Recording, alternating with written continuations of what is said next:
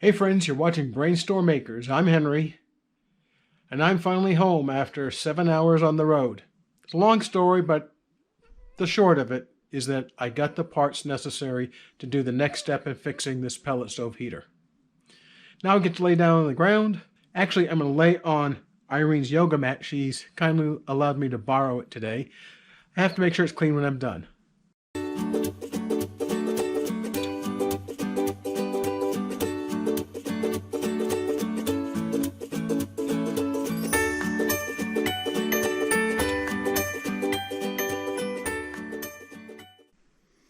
This is the igniter that's going to go into the stove.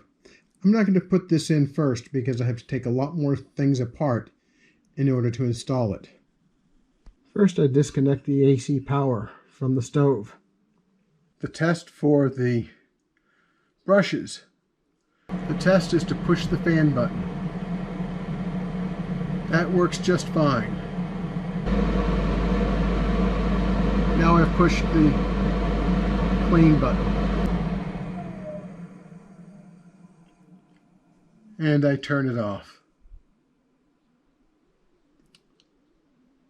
The battery LED is flashing because there's no AC power, which means the battery is not being recharged.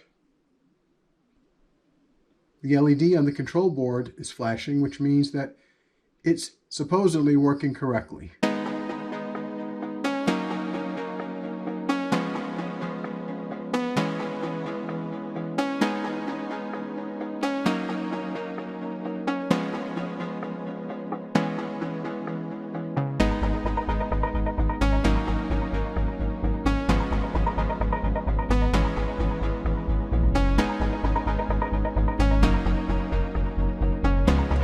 That's one side loosened. I'll wait to take it all the way off until I have the other side loosened.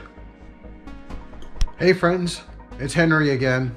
I've just spent 2.5 hours working on that stove, and I discovered something that I didn't realize at first.